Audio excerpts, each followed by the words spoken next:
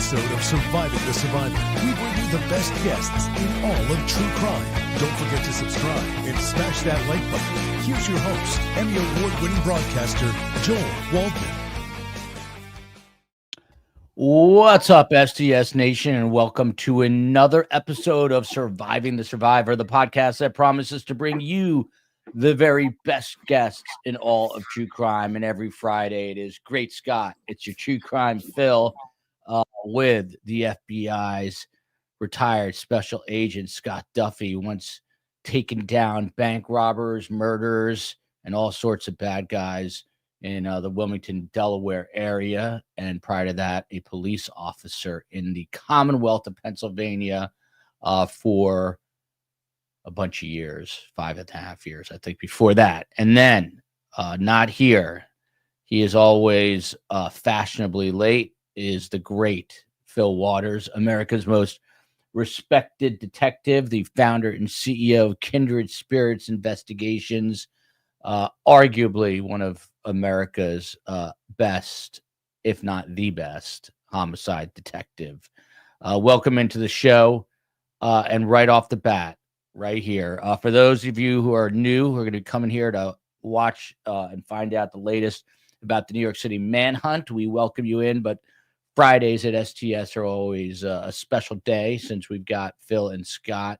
And right away, Scott, didn't take but 1/10 of 1 second for someone to notice your beautiful background. What is happening in this background photo, Scott? And by the way, how do I get a hat like that says FBI? Does that say true?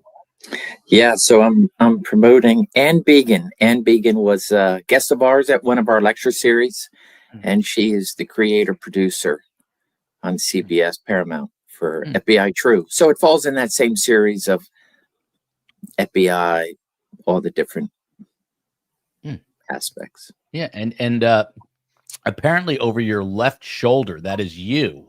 It's a photo of you, right? What's going on in that photo? You could be a weatherman.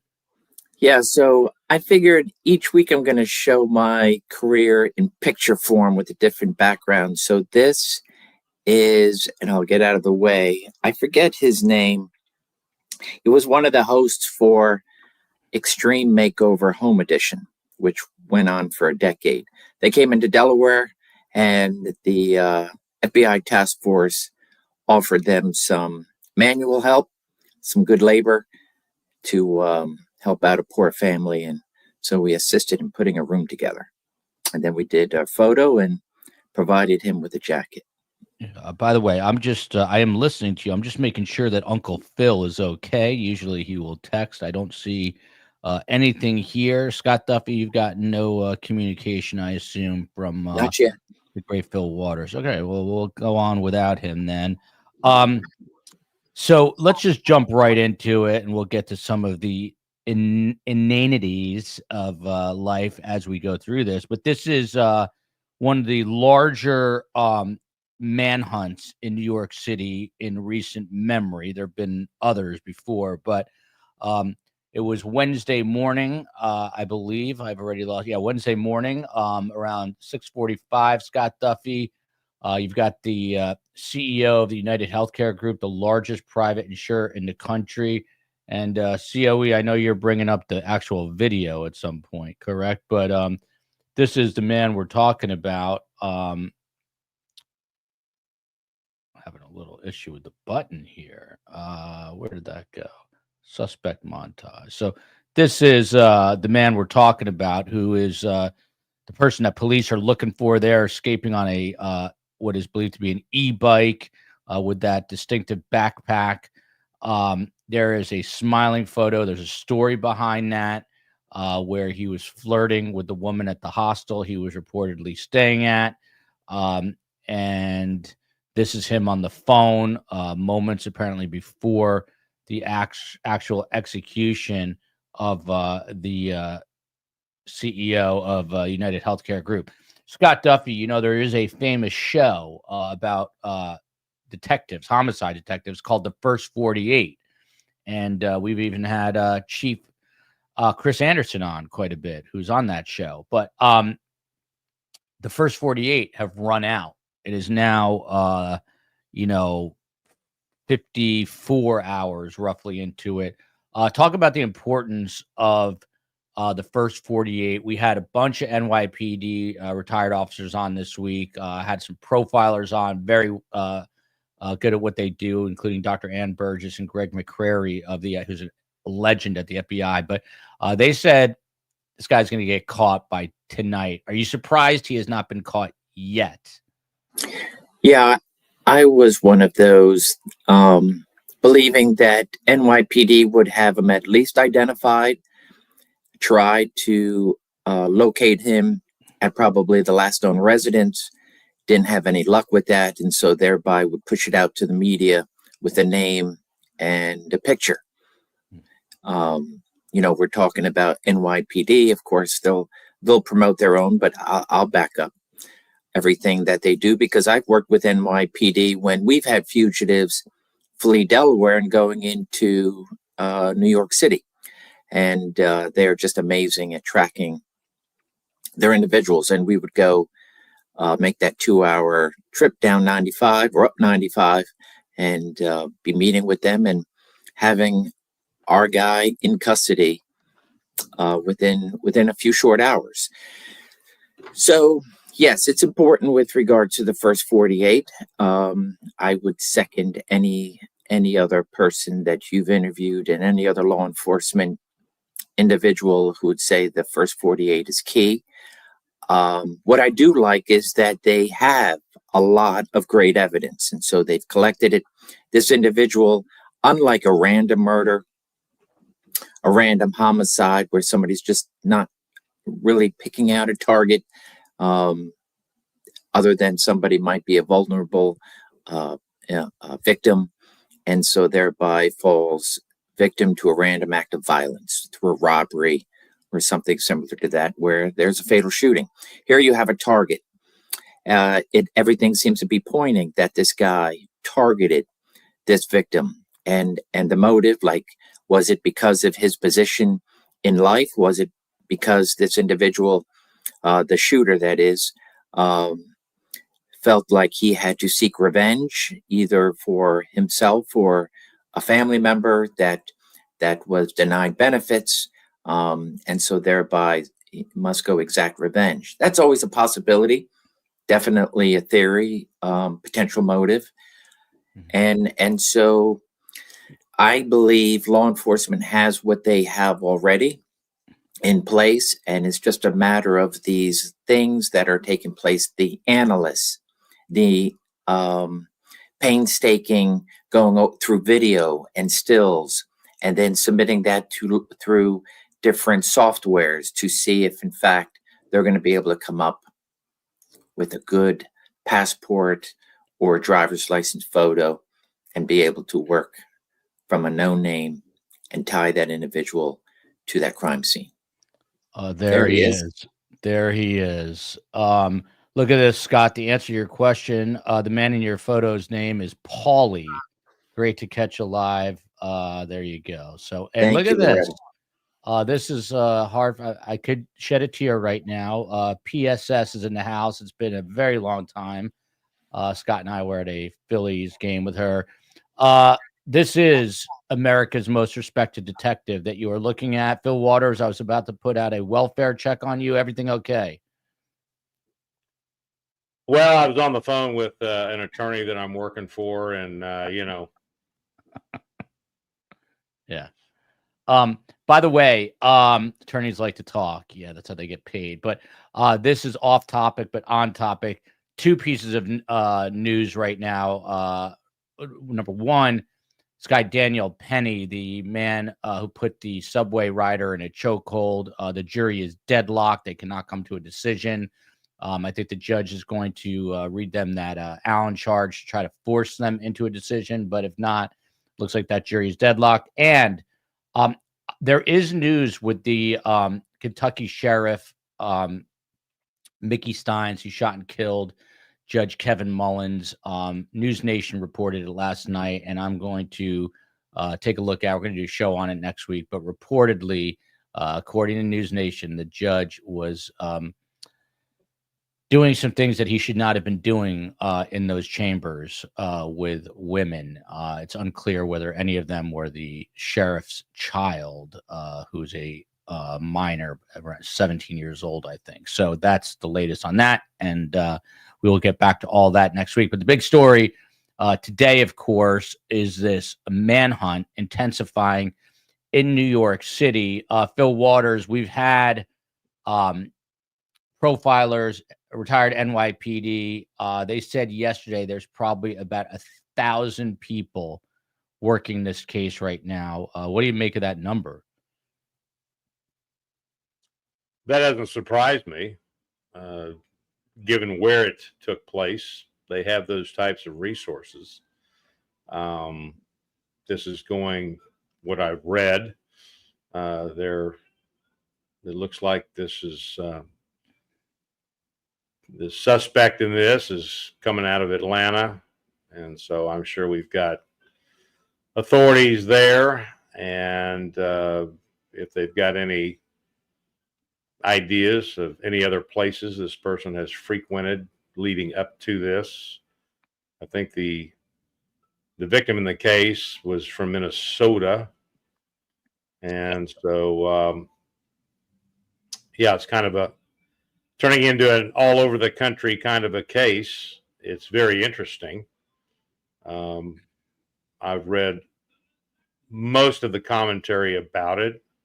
I mean, I've got my own take on it, but very interesting case. These are the kind of cases that get homicide detectives fired up.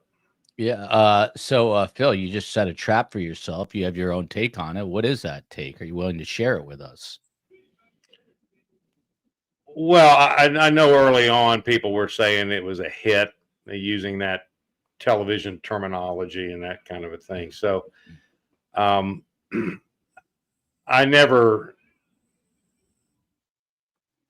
sent, I mean, in the terms that term is being used, it's always a possibility, of course, that he's something to do with, I heard reports about insider trading and that they're under investigation by the Justice Department for this and that and so forth and so on. And so then that adds to the, hey, Ash, that adds to the flavor. Everybody wants to get the conspiracy thing going, right? And usually when something like this, at least my experience has been that something like this, it's going to boil down to something very simple, something very direct. I know that a couple of folks have offered up the wife that they've been living apart for a few years, and of course you're going to work inside out on one of these things, and you're going to look at that, of course. But just watching the video and the fact that whoever this person is, it looks to me, and I know people have already said this, they keep using the wrong term, but it looks to be a suppressor on the weapon. And which the whole event shows that whoever this person is planned it well. They just didn't get their escape. They've kind of dropped the ball on that part of it, because we have these reports now that getting all sorts of video of where this person was prior to, and may have purchased I think I read where purchased a bottle of water in a Starbucks. It looks like that's where these pictures are coming, these still shots are coming from. Yep. So the presumption is they have a lot of video of this person, and wearing the backpack, wearing the large jacket here with the hood on it, putting the face mask on at the time that they're going to execute this plan. And then it was interesting. The one thing that, and I looked at the manner in which the the shooting occurred. So that was very interesting when he gets to the point where it appears that there's a malfunction with the weapon, and he clears it and goes back to shooting. So a person that is familiar with firearms, my just kind of initial gut reaction to that was that possibly someone who's been in the military and knows how to handle weapons. And the method in which they're using, the stance they're using, the getting the arms full out in front of them, a two-handed hold on the weapon, grip on the weapon. So a lot of those things, this person knew what they were doing and executed the plan. Now, they had to have done a lot of research about this target to be in the place where they knew he was going to be to execute the plan and shoot him. So there's a lot of planning that went into this. And again, having the e-bike set up and having the escape route, I'm sure the escape route was already determined. I think where I read that he ended up going through Central Park, which is the fewest amount of CCTV cameras.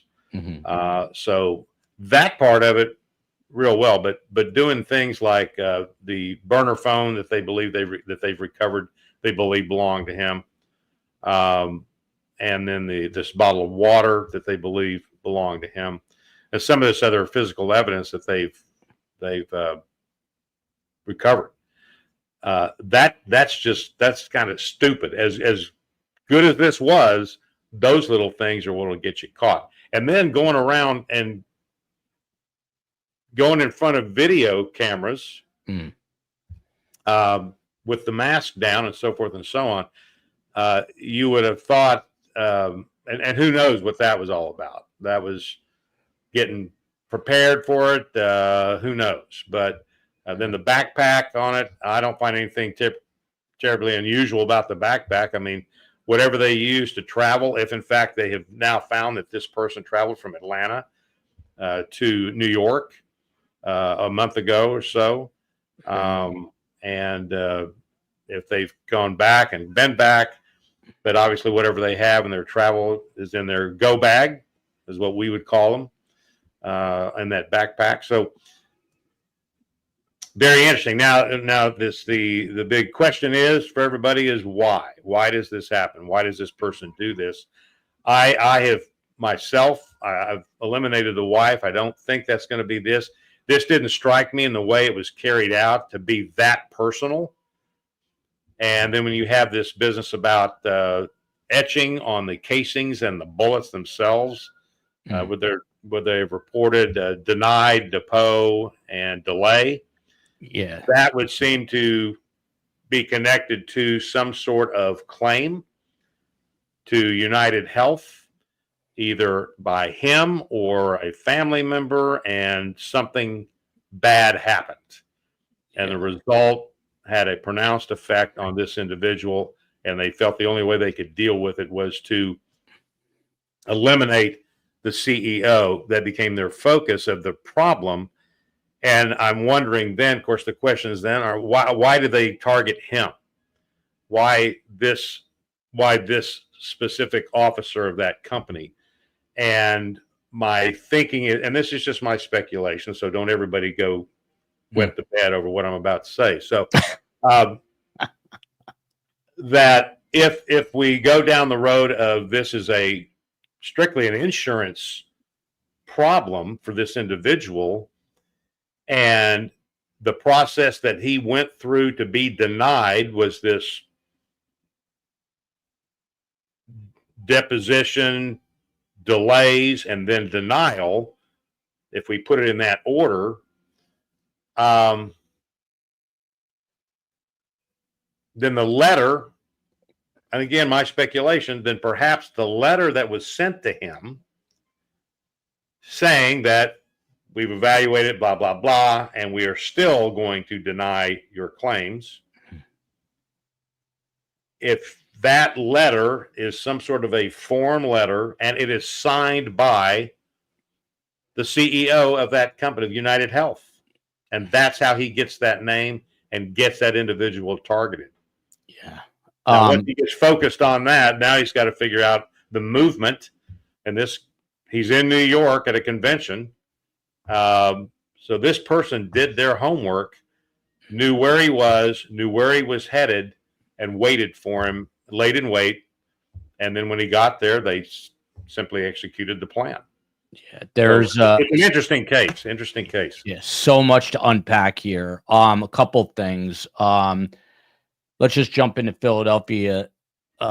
Shoulder surgeon's question directed at Scott. Well, would you think someone would have had to tell him the victim's schedule when he'd be leaving the hotel? Do you think there's more than one person involved here? And Scott, that goes along with just going to play it for you while you answer that real quick. I think we have it. This is it. He's on the phone. Do we have any sense of whether he has? This is apparently moments before the killing. He's on the phone. Some people in the show yesterday suggested he was being told that this guy's getting ready to go. What do you think? How do you track down a possible conspiracy here with two people working together?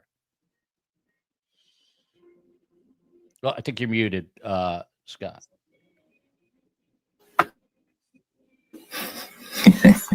If it's conspiracy, even better, because you have now two or more individuals who have to try to hide their tracks, and that means more evidence is going to be out there.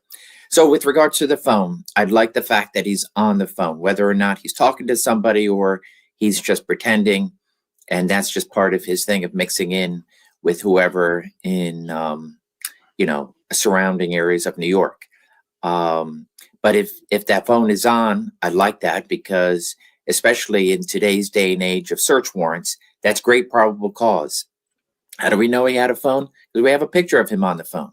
So thereby, let's go hit the cell towers and see what type of activity. Of course, it's New York as opposed to a nice rural community where many people are asleep, and so you have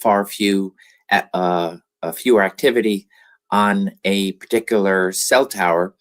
But nevertheless, you are pinpointing through video and timing that you have a phone that's most likely or possibly operating and hitting a tower. So that's good for the digital forensic experts out there.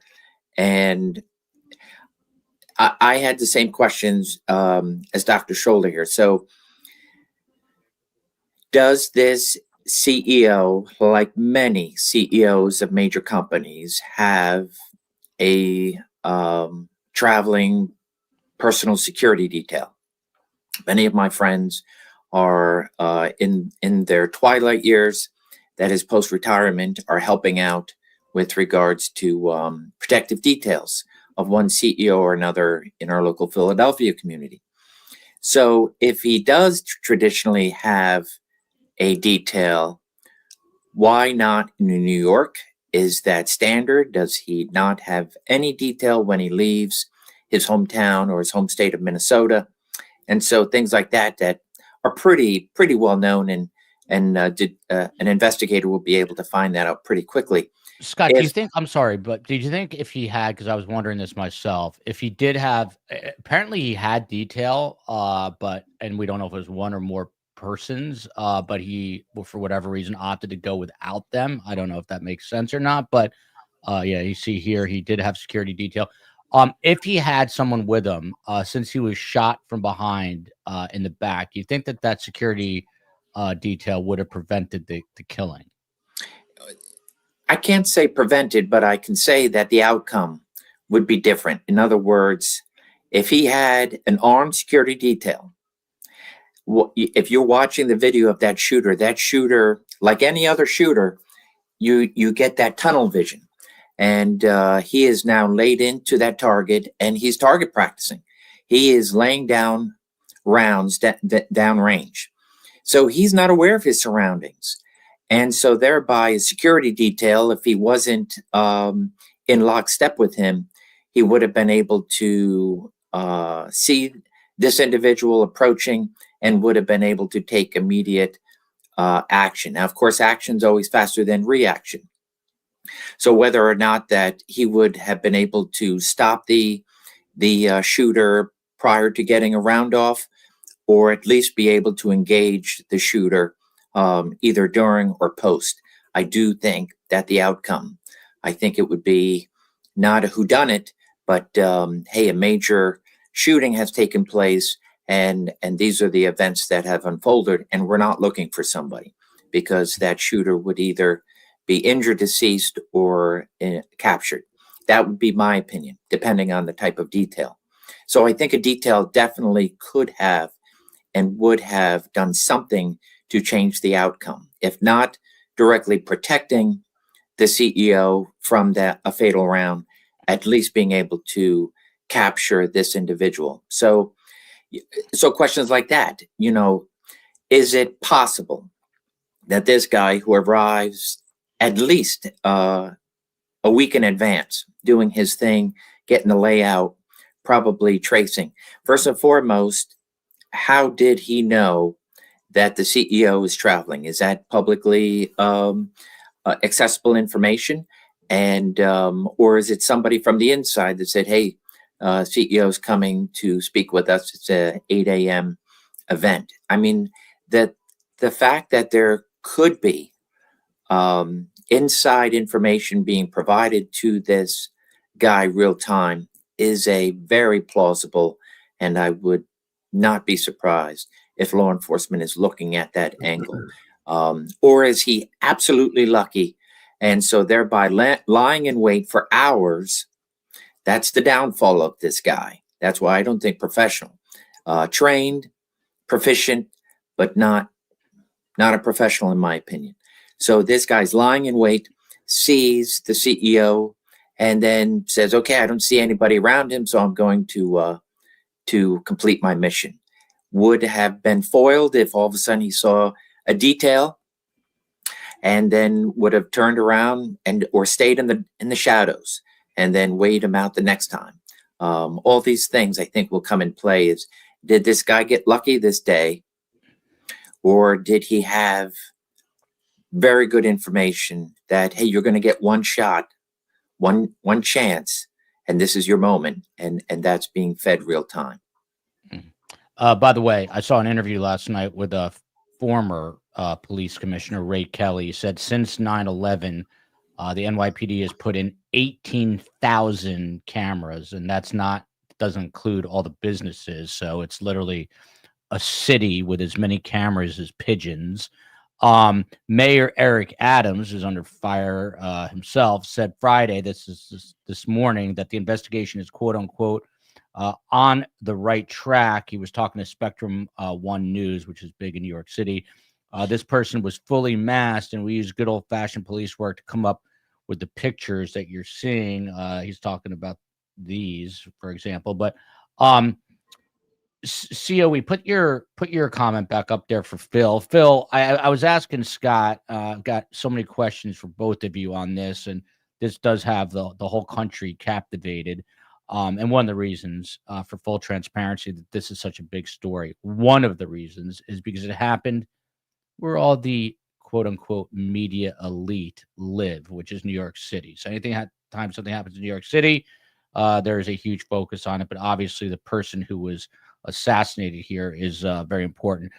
Phil Waters, two questions in one. In your line of work as a homicide detective, there's literally a show called First 48, meaning the first 48 hours are the most critical. Then you see here, the suspected killer, the CEO, entered New York City by bus on November 24th. This is well before, 10 days, I think, before the crime happened, via the Port Authority bus terminal. Man, I don't miss that place. He's spotted on board in D.C., so he boarded there or somewhere between D.C. and Atlanta. So first off, are you concerned that we've gone past the 48-hour mark? Are you surprised? And are they working backwards on a timeline right now to try to figure out who this guy is?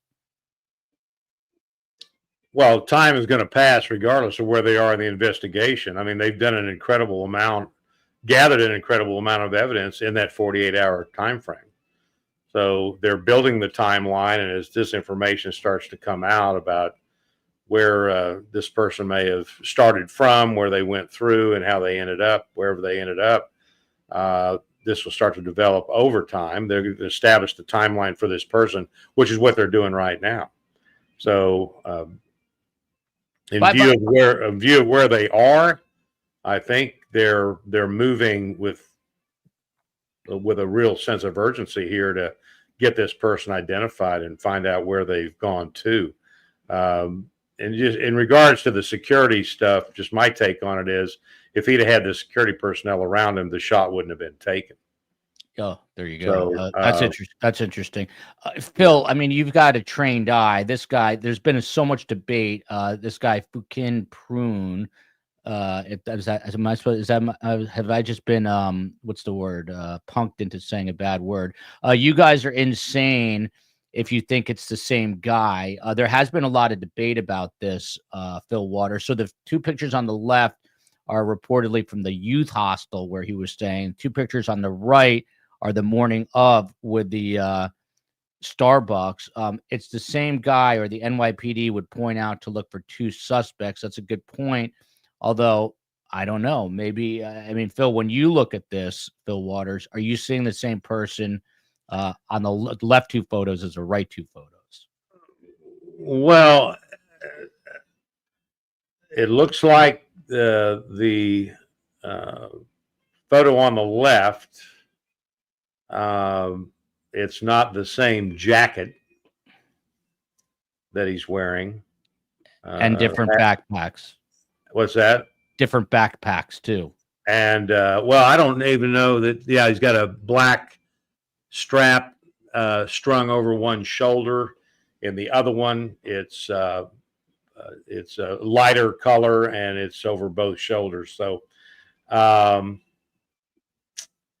don't know. I would imagine that they've got video showing this person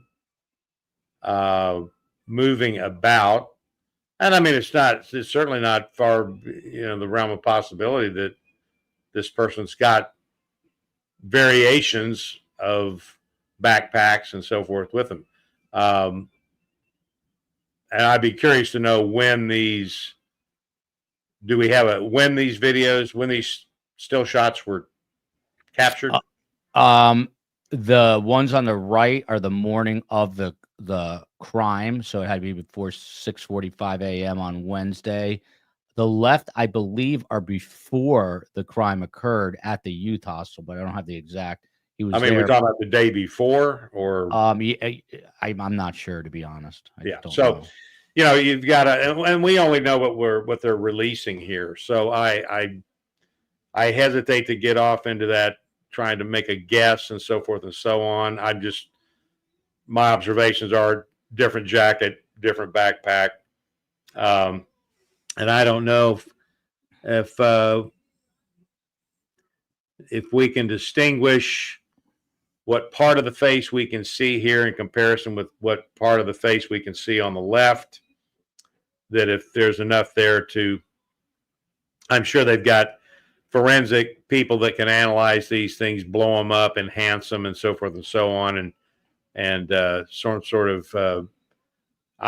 What my curiosity is if there is enough here for facial recognition software. If they're trying that, so I did speak to a FBI retired agent last night who said that they definitely are using different sorts of facial recognition software.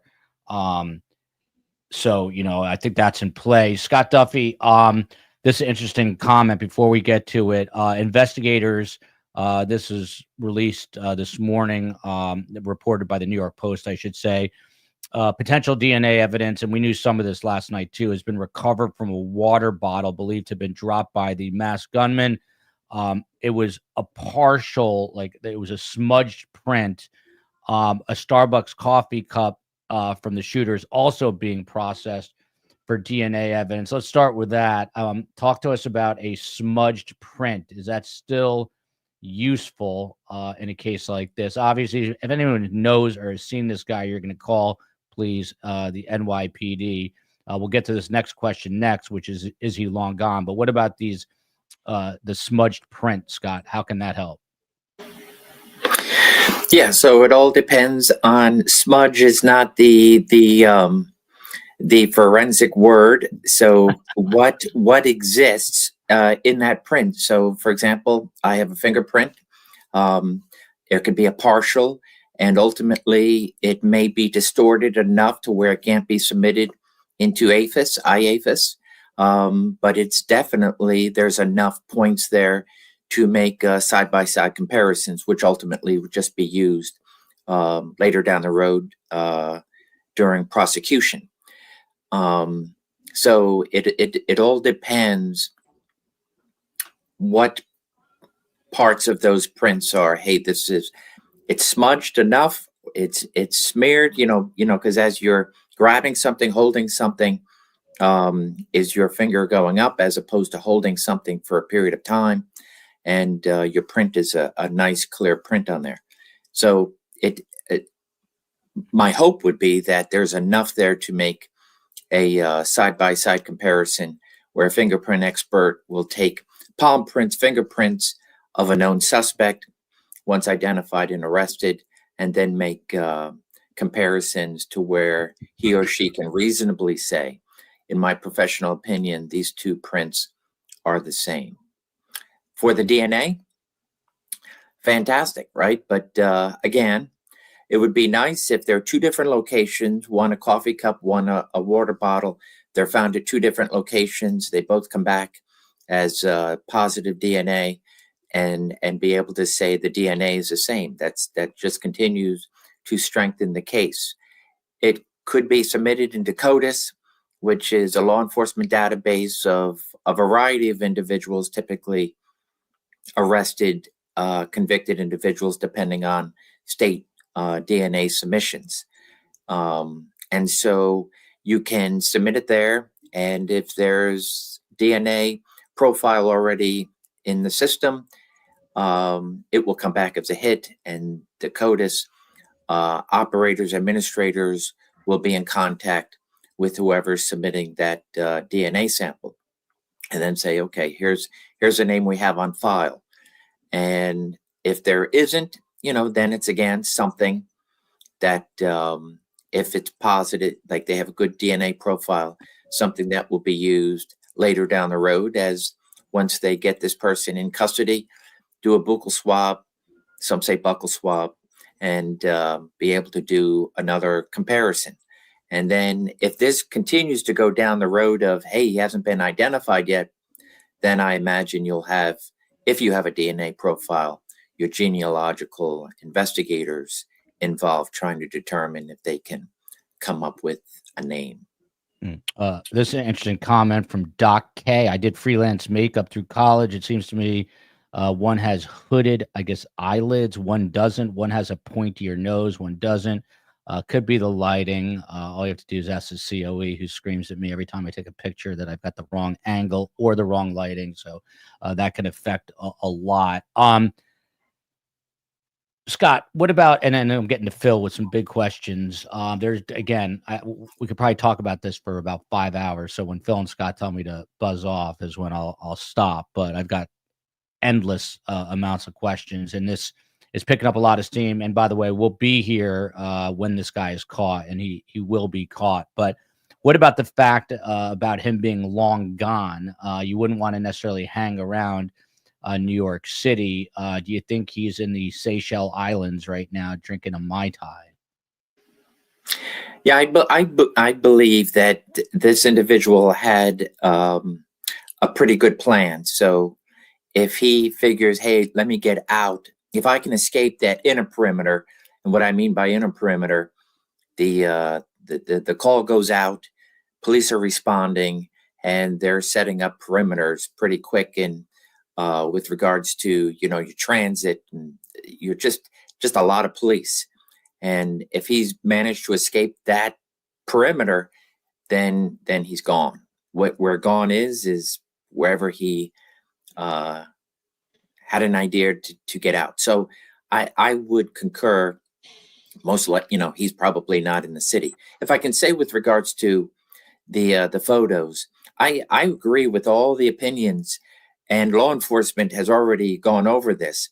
There are probably factors that are not being provided to us. For, as Phil said, hey, you're looking at the video as opposed to the stills. And law enforcement has a pretty good idea that this guy on the left, if not the guy on the right, is somehow connected to all this. And so they're not saying it's one and the same, but they are saying, hey, that guy on the left, we want to identify and we want to have a conversation with him. So anybody that recognizes him, because that one on the left is a lot easier to call in and say, that's my brother, father, whatever.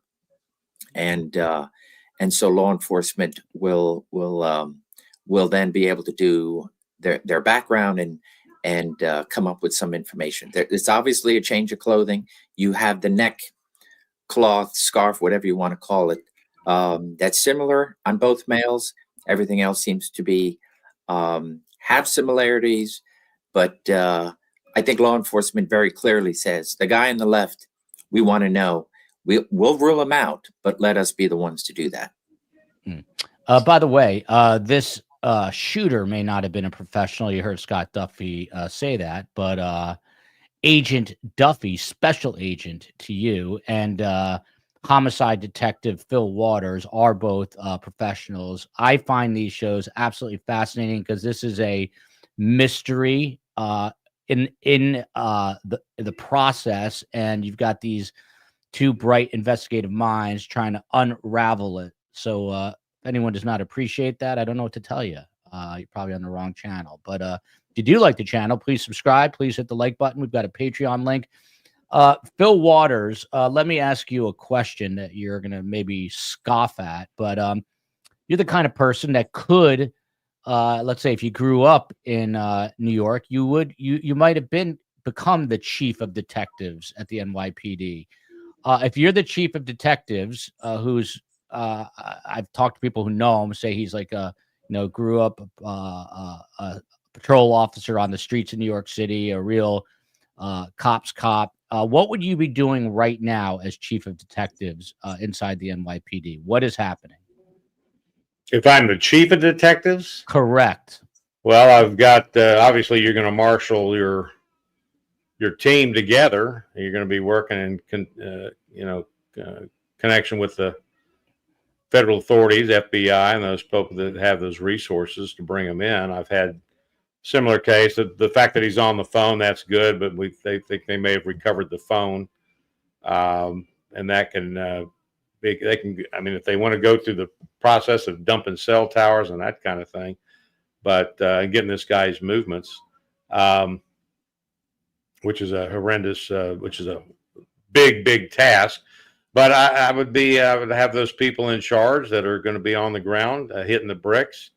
And they would be their responsibility to me would be to report to me anything as it happens. I mean, it needs to be in real time. I need to know every development that is as they're moving forward, and then we would have to But how do you? I mean, there's so many moving parts right now. I mean, you've got the bus in Atlanta. There's reportedly a gun store in Connecticut.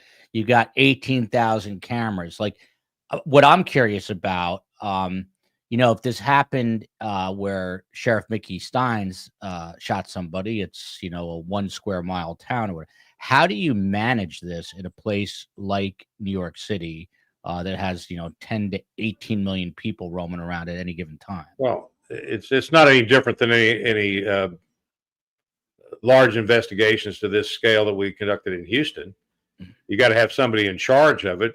NYPD is in charge of this, and that's who everybody's going to be reporting to. I've had cases where I had to have FBI, as a matter of fact, in Beaumont check out certain things. Everything is going to be central to NYPD. So whatever is going on in any other location, it's all going to be coming back to that central reporting area, which is NYPD, and that would be the chief of detectives or whoever the supervising member of that squad is. And then it filters down to whoever the lead detectives are in that case. So you've got a lot of people doing a lot of things in a lot of different locations, but it all has to come back to a central spot so that that information can be disseminated and analyzed. And then if we need other people to do other things in other places, then we're able to share the responsibilities and delegate that stuff. So I know it may seem very haphazard, but the fact that it's in New York, to some degree, it is an advantage because of the number of CCTV cameras that are around. And so remember, we're only seeing snapshots of long videos. And we're getting these little snapshots of we're walking across the street talking on the phone in some, maybe a Starbucks, something, ordering a bottle of water, whatever they're doing. We're just seeing snapshots. So they've got all this. They've got all the video dumps that they can find, I'm sure, at this point, and are continuing to gather those things. So they're analyzing all that stuff. And look, that stuff is very time consuming. Mm-hmm. And you've got however many videos you have, I'm sure there's a wall of detectives that are sitting down at computer monitors and analyzing those videos. So you don't have just one guy sitting there trying to, watching his head explode while he's trying to watch all these videos. So this is an all hands on deck kind of an investigation, and the scope of it, it presumably may go from Georgia to Washington, D.C., to New York, to Minnesota to New York, to Washington, D.C., to Atlanta. So you've got a big area here with a lot of people that are going to be brought into this to help solve this thing and get this guy caught. Yeah. By the way, this is this is the first I'm hearing of this. So yesterday there were reports that the gun was purchased in Connecticut, but now they're saying there's no connection to the shooting or the shooter. The purchaser of the weapon in Connecticut is identified and is not a suspect. Speaking of that, the gun is a B&T Station 6. It is integrally suppressed and has an action similar to a bolt action rifle, meaning every round must be manually cleared. This is there you go. Space Coast will reduce, I guess, if everyone hits the like button. There you go. I like that. Bribing people. It always works. Love it. Scott Duffey, Enfield Waters. This is the video, obviously, without us showing him, at the moment of impact. But here we go. Scott, when you saw this, you guys are looking at this with a different set of eyes than me. What are you looking at? And I can share with you some of the things that I noticed. Number one is that SUV sitting right there. And what you don't see, but you sort of see it at the very beginning, right here, there's a woman or a person right there in the corner, right over here on the far right. But Scott Duffey, the floor is yours here. What do you notice about this? Okay, so first and foremost on the gun, not a gun expert. So I'm relying a team of experts to tell me what they believe that gun is, right? But as someone who has shotguns, who is very proficient with the handguns that I have trained on, I'm looking at him as somebody who has trained, and probably not just leading up to this. He seems comfortable with the weapon, or not with the weapon. He seems comfortable with being able to clear whatever is going on with that gun. If there is a jam and he's correcting it, as you see him right there, where he's giving it a tap, that's exactly the way we are trained. You shoot, and we will do drills where we purposely will have a round that will jam the gun, and you'll put it in a stack of, so for example, having 15 rounds in a magazine, we are to load our weapon, don't count, so this way it's going to be a surprise to you. And when that round comes through the chamber, it is going to jam. And so thereby, don't be startled. You already know, hey, your gun at some point is going to jam before 15 rounds are expelled. And so what are you going to do about it? You're going to bring that gun closer to you. You're going to not take eyes off of your target, but you're going to do a quick check to say, okay, I have a problem. And how do I expel that round? Maybe a quick pull of the slide, expel that round that's hurting you, and then go right back to exactly what you're doing. So we train on that on a regular basis. And it looks like he is not startled, which tells me he has trained, as opposed to throw the gun down, run away, do something else, and does not look panicked. It does look like there's a silencer, but I'm not I have never shot a weapon with a suppressor or silencer. So it looks like a silencer to me. And I have spoken to experts who are friends of mine in weapons to say, if that's a silencer that's put on a weapon that it's an aftermarket, whatever you want to call it, but doesn't belong to that weapon, it's changing the whole dynamic of that gun. So thereby, the gun's not doing what it needs to do to send that round down chamber and out. The silencer has affected it in some way.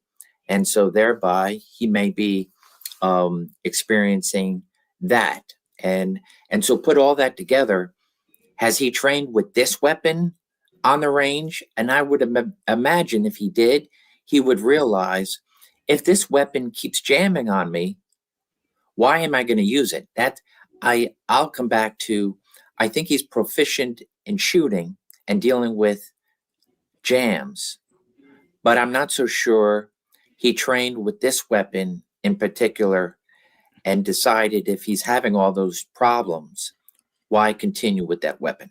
Yeah. By the way, a reminder, this guy's going to get caught. When he does, we're going to be live on air, as long as I'm not at my kid's baseball game or food shop. No, we'll be live with it for sure.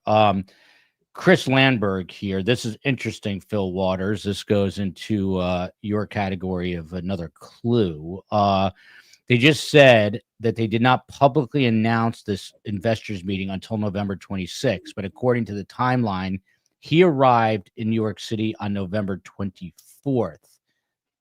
Chris says that makes me think he did have insider information. Again, Phil's mind is trained much differently than the rest of ours. If you missed it a few weeks ago, Phil is arguably the best interrogator, even though he doesn't like the word, in the country. But Phil Waters, what does that tell you if this was announced 2 days after he arrives in New York City?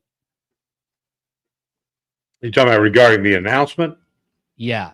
So, like, I mean, it wasn't made public apparently until 2 days. He was already here.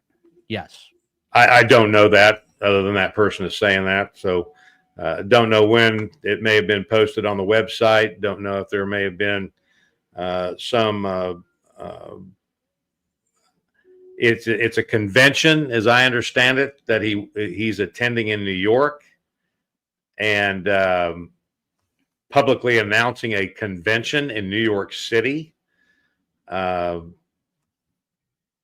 close to the time that they're actually having it. I don't know, because my experience has been in working in hotels that those conventions are booked months in advance, and it's not a secret.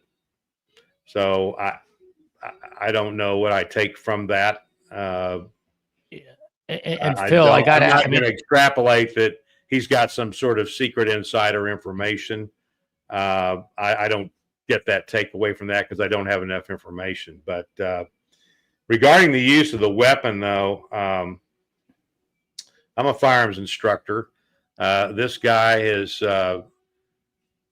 they've released the caliber. They're saying it's a 9mm, which I'm kind of surprised they released that kind of information. Yeah.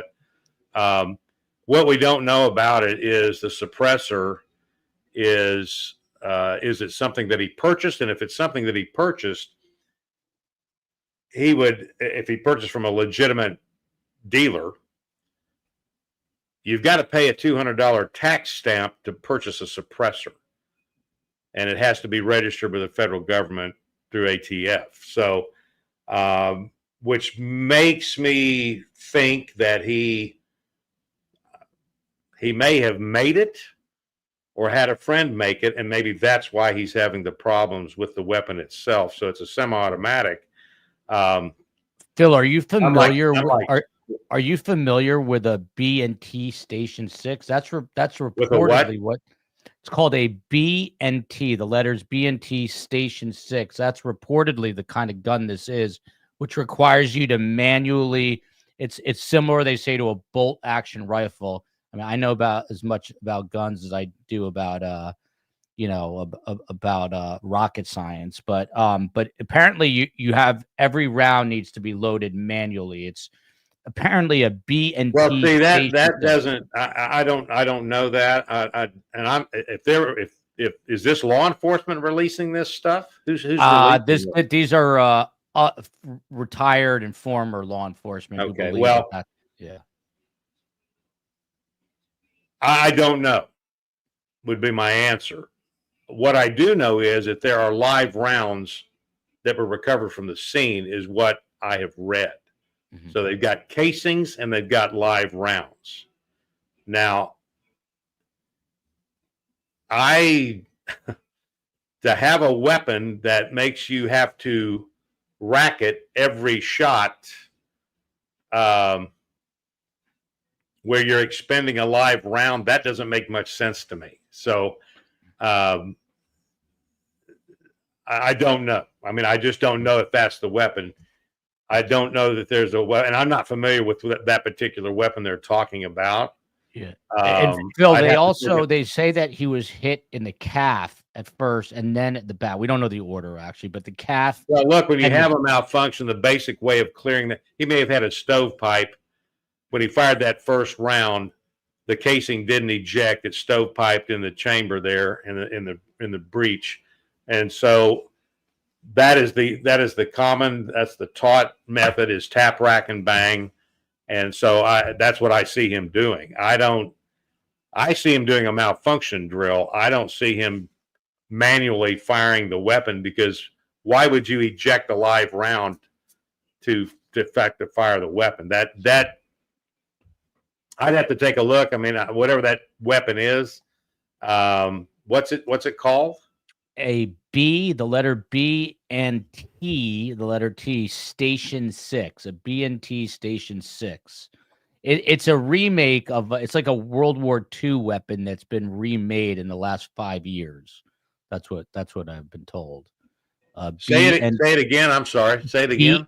Letter B, the ampersand or and sign. I don't know what that's called. B&T.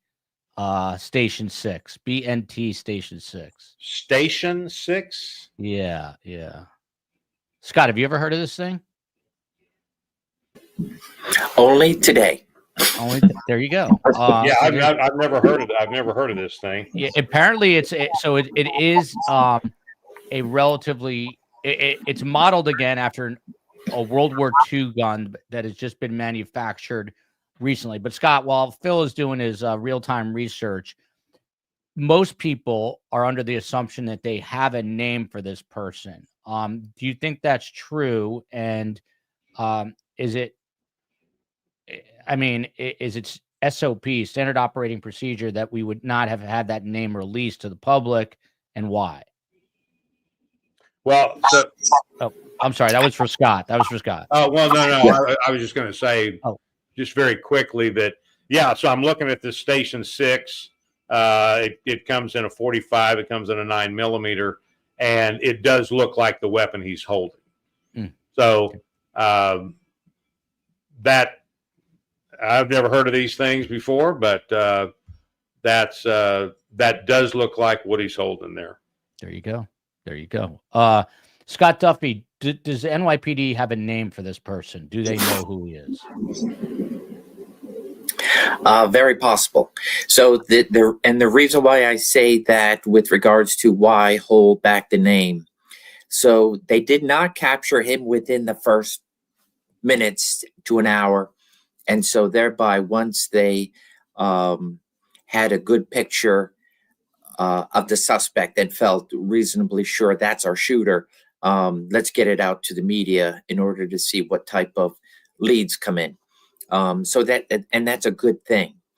With regards to what they're doing behind the scenes, coming up with whatever is through that phone, perhaps a DNA hit through CODIS, perhaps another fingerprint found, something, or perhaps just somebody who called in and say, hey, this guy is your guy, right? And they're able to be able to at least start doing some background search, possibly not having enough yet for an arrest, so thereby not releasing a name. They're doing everything in their powers to be able to connect the crime scene to whatever name that they may have. They're not going to release a name for that purposes. And by releasing photos, saying we want to identify this person, they're going to be getting information from the public. And that doesn't mean they're now putting out that information to say, hey, Tom Jones is our guy and we're looking for him. It's just, that's counterproductive to them locating and arresting him. And ultimately, working in fugitive work, we would do the same thing. We would say, hey, we're looking for somebody, knowing that we already have a name and a location. So we're going to put out more generalized information, just constantly trying to keep the public feeding us additional information. But law enforcement, I believe, if they've located him, have a name, and would try at least to conduct a couple of search warrants to put eyes and an arrest on him before going public. Now, let's say they've executed the search warrants at his last known residence or wherever he may be, and they've come up empty. Then they're going to go plan B, which is, this is our guy. We have arrest warrants for him, and anybody that's seen him, call 911 immediately. I'm sitting up straight because the COE yells at me about my shot composition, in case anyone's wondering. Go ahead, Phil. Show the video again, would you? Yeah, this, by the way, right here, it says this is a particularly quiet weapon. Whether that's true, I do not know. Shout out to Adam Bluefire. Where have you been, you haven't been around for a while. Here we go. This is the video.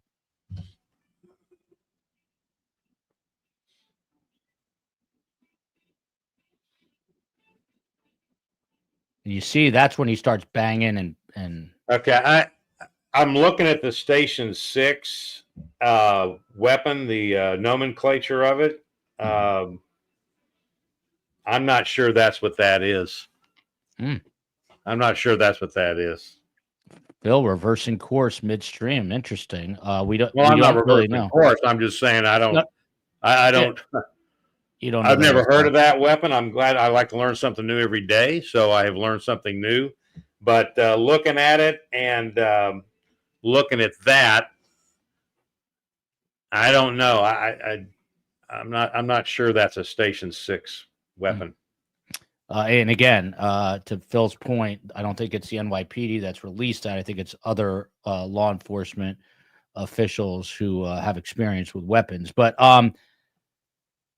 Phil Waters, to you, this is back to you on this one, and then I'm going to hit Scott up with a bunch of things here. But he was determined to take out his target from Adam Bluefire, so much so that a passerby that you'll see again in this far right corner didn't even bother him. And then, Phil, you see that SUV, the lights on.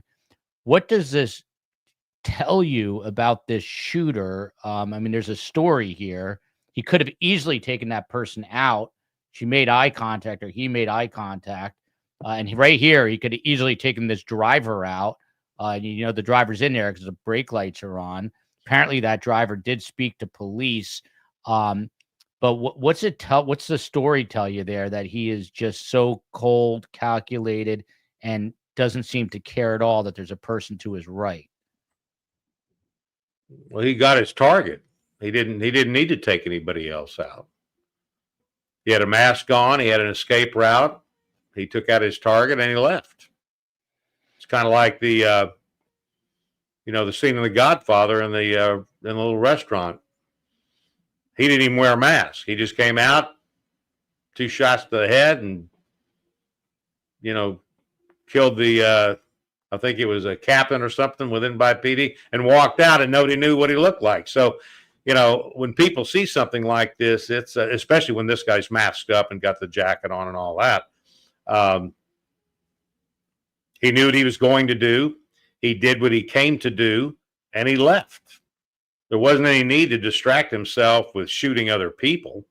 Had a mission, executed the mission, and left.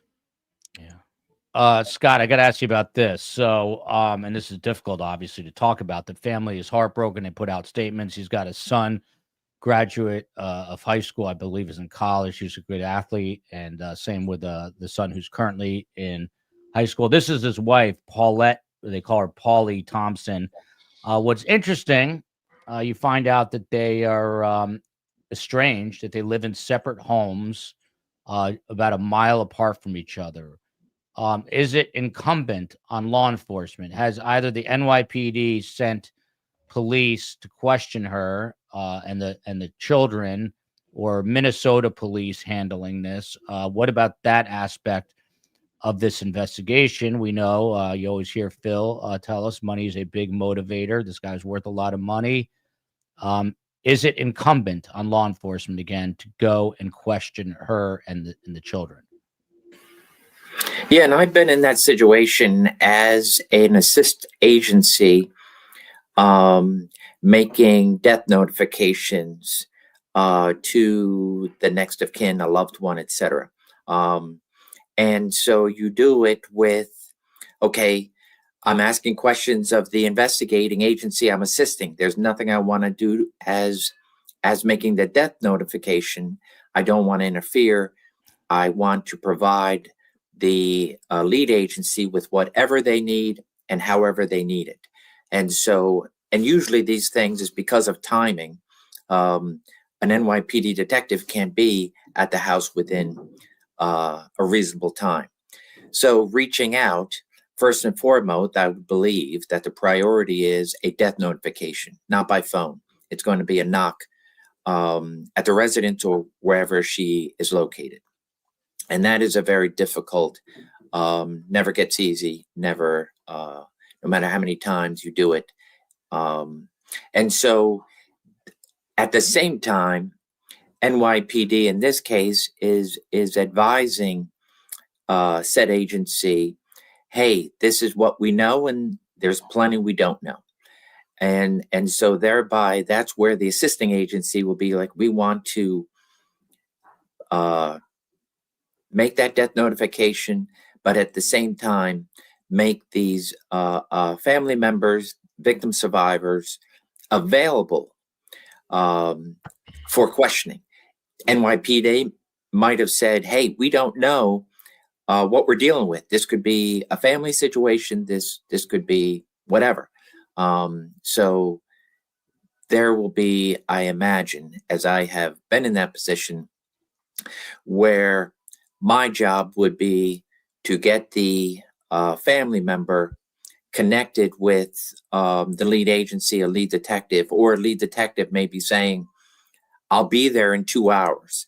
And so thereby I would be picking up the family members, bringing them to my office, and to be able to just stand by and doing whatever I could do to make them feel comfortable, because first and foremost, they are victim survivors. But at the same time, there's an investigation that needs to be done, and that is who done it. And so thereby you're putting together potential witnesses, etc. So, you know, and like anything else, and Phil can attest best to this, in a whodunit, you're starting small and then exclude them as possible suspects. And those that know that they are being looked at as a suspect, because they're part of that inner circle, want to show more cooperation ever necessary. What is it that you need from me, so you can get on to looking for who killed my husband, etc. By the way, this is true. I did hear this, that it is a veterinary gun originally used to put down animals, and this person saying it could have been stolen from anywhere. Back to the great Phil Waters. Phil, you talked about this at the beginning, and I want to get Scott's take on this too. Originally, they said they were etchings on the bullet casings, but now they're saying that it was written with a like a Sharpie, and these are the words. Phil talked about it a little bit. Deny, depose, defend. And then you pull up Jacob Miller's comment here. Look at this, Phil. Smells of a hired hit made to look like the disgruntled citizen. Shell casings left purposely to deceive. Look at people closest to victim with the most to gain. Was this possibly like a bait and switch? In other words, exactly what this person said, making it look like someone who's upset with the healthcare system, but it was really much more, personal to a relationship between this CEO and whoever wanted him eliminated, as you would say.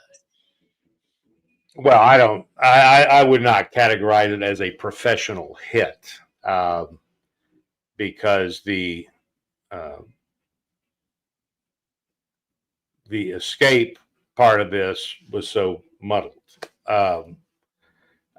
So I don't think this is a professional hitman, and a professional, number one, wouldn't have had all this CCTV stuff. They'd have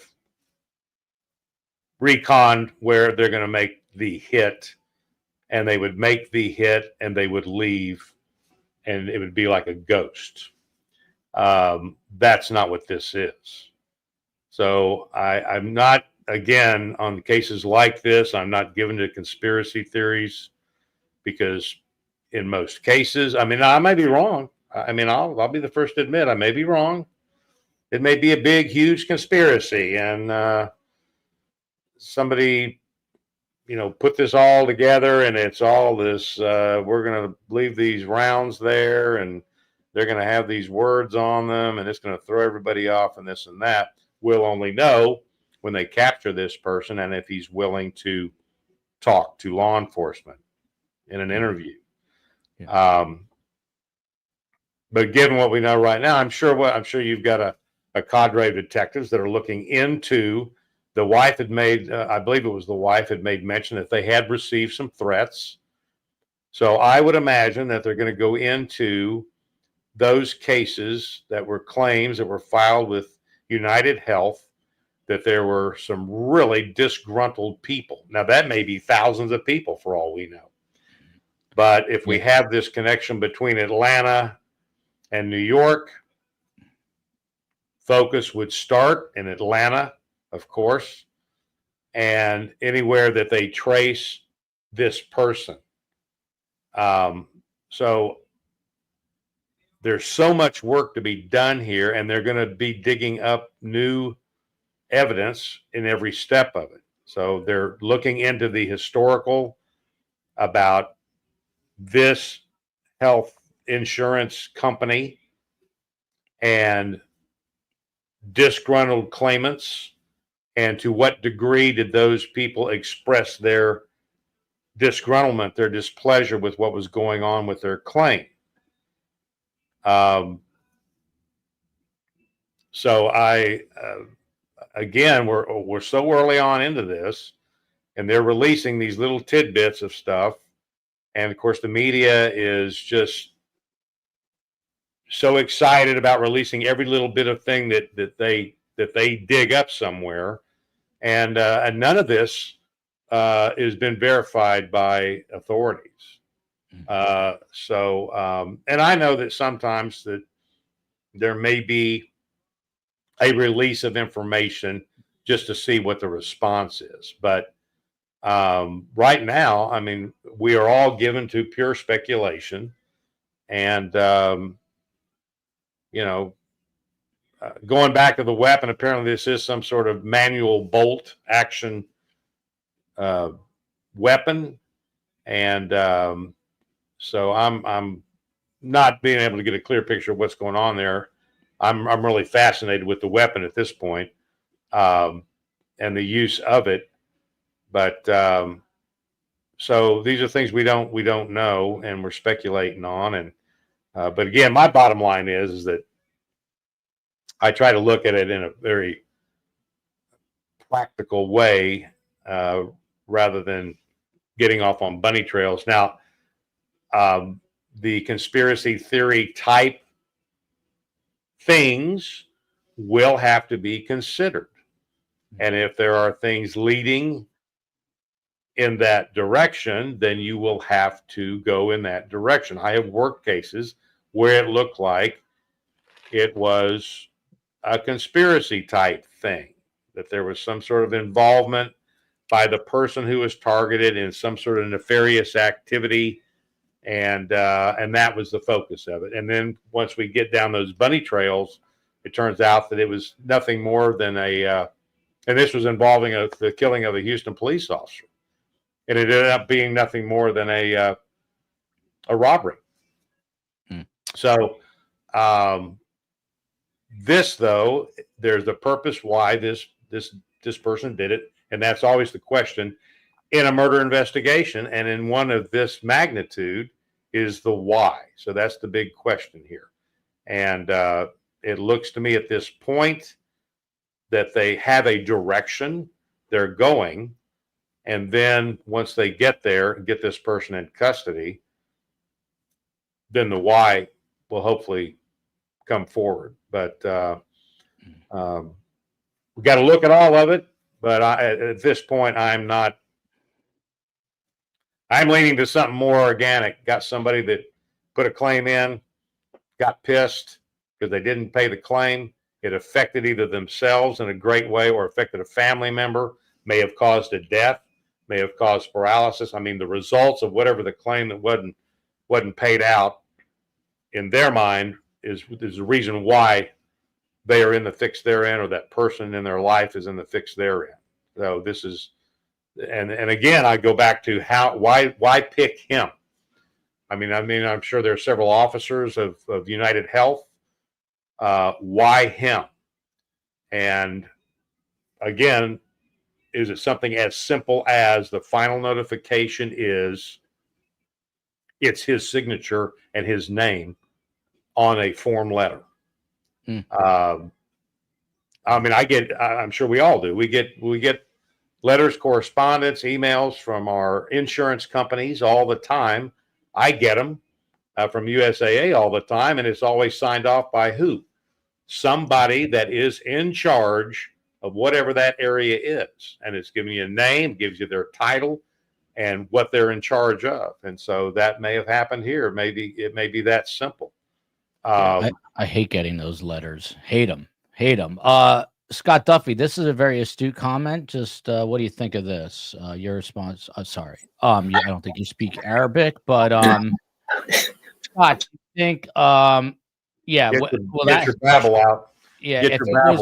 If it was a professional hit, we had someone on, Rob D'Amico, who was part of the FBI's HRT team and shoots a lot of ammunition every year. So if it was a professional hit, guy would have walked up 2 inches behind his head and taken a headshot. I assume you agree with that. That's one thing real quick. Then you got this question. But thing I wanted to get to is police did say that the gunman left the shooting scene and he went into Central Park on a bicycle. And it shows that he exited it without his backpack. And so police did do reportedly a grid search, did not come up with anything. How hard is it to do a grid search in Central Park, which is just obviously this huge enclave of nature in the middle of this concrete jungle? How tough is it to do that? And also, is the FBI, do you think, helping out here? Okay, let me see how I can answer. So definitely the FBI is helping out. And I can say that because NYPD has... You're working the case. Yeah. NYPD is the lead here. And they have many officers who are working as task force officers on a variety of federal task forces, gang task force, gun task force, drug task force, terrorism task force, a lot of officers that have been given out. So no doubt in my mind that as a result of those partnerships, the FBI, I don't even think New York had to ask the FBI for assistance. I would imagine that the assistant director in charge of the New York office made that call before there was ever a press conference. And just knowing from being out of the Baltimore division, so thereby I feel very comfortable that not only is the FBI and other federal agencies involved, but that they've offered first. They didn't have to be asked. And not only that, you have plenty of resources that they have throughout the country. And so instead of NYPD reaching out to their counterparts, perhaps a cold phone call to a department, the FBI is reaching out to their offices in that area, and they could very well be running down those leads, or at least partnering up with their task forces who have local law enforcement. So that's how I see that working. You had other questions. Yeah. It was basically about that, the grid search and just the backpack and all that. But so I participated in grid searches. I've never been to Central Park. I've seen maps of it. I've heard stories about it. Hold on a second. You are from Pennsylvania. You've never been to Central Park? Yeah, originally from Connecticut, so passed through New York quite a bit. I'm blown away by this. To Central Park, never. Wow, this is a show. Have you ever been to Manhattan? I have been to Manhattan. So I can imagine a grid search. And have participated in grid searches of some very rough terrain that I would believe that NYPD has done grid searches before of Central Park, and they probably have it down to a very good system. So are there lakes? Are there waterways? Are there trash cans? Are there this? Are there that? And so doing a grid search is looking for something that is tossed, right? If this guy's like, I got to get rid of this backpack, it's not going to tie anything to me. He's going to toss it. But if he's already pre-planned this and said, okay, I don't need this backpack, and had a already pre-station location of switching backpacks and now having his secondary, I would imagine that backpack is in there if it hasn't been retrieved by a passerby that has taken it and has yet to reach out to authorities. So thereby it's just going to take a little bit more and going through where can you conceal a backpack with time, waterways, etc. So I imagine that will take that. I can say that they're probably not done with their search of Central Park. Phil Waters, I want to read something to you. It's very disturbing to me. Social media has been relentless, and I would say it's almost a 50-50 split because people, there are a large group of people out there who are not sympathetic to this killing. One is a guy who calls himself Professor Zenkis, claims to be a professor at Columbia, which I don't think is true. He writes, "Today we mourn the death of United Healthcare CEO Brian Thompson, gunned down." No, wait, I'm sorry. Today we mourn the deaths of the 68,000 Americans who needlessly die each year so that insurance company executives like Brian Thompson can become multimillionaires. There is a huge, there was protests at this company with 11 arrests over the summer. People are angry, rightfully so, I think, about the healthcare system in this country. What is your word of fatherly, unclely advice to people out there? Because there are people taking this with a certain sense of glee and happiness that this happened. And I said this yesterday on the show. This guy's a father of two people. we live in a country where, there are rich people, middle-class people, poor people. He, by all accounts, worked within the company to get to his position. He's making a lot of money. So just, off topic for a moment from the investigation, what would you say to people out there who are sort of giggling and happy that this guy's life was taken? They're idiots and they're vile. Two good answers. Would you like to expand on that a little bit? Oh, I don't think I need to, do I? Really? No, I guess you don't. Okay, so there you go. And let me say something else. So I'm fascinated with this weapon. I'm sorry. I'm fascinated with the weapon, having been a firearms instructor and had a multitude of firearms over my life and still have them. So I watched another video of this event where it's a straight on video from behind the shooter, not this angled shot. And in watching that video, which gives you a clearer picture of the operation of the weapon, now I am back to that. I think it is a great possibility. This is this B&T Station 6. It is a bolt action pistol.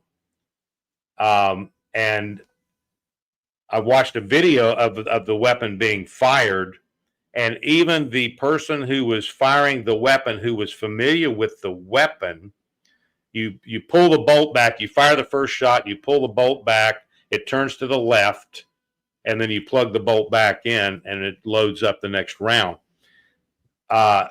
Even that person who was familiar with the weapon had the same type of, and I'm not going to call it a malfunction, the same type of difficulty operating the weapon. It's a strange type of weapon, kind of set up like a semi-automatic, but it's bolt action. It's not a rack and bang thing, based on the gases. So now I'm more prone to believe that, having seen this other video of the operation of this weapon, and what he is doing is he is firing it each time, so it's a bolt action. It loads it up one at a time and he fires it. And that other video, it's clear that is what he is doing. So, and I don't know if this is just adding to this guy's, the ambiance he's trying to portray, but yeah, this is a historical, it's got a history behind it. We used in World War II by operatives, by intelligence people, and it was used to carry out assassinations. So the guy is, whoever's put this together, he's gone the full Monty with the image that he wants to portray. So it's going to be interesting. My hope is that they not only get him in custody, but they recover that weapon. That would be awesome, just because of the type of weapon it is. And that would certainly verify. That's why I'm a little surprised they're releasing the caliber and all that kind of thing.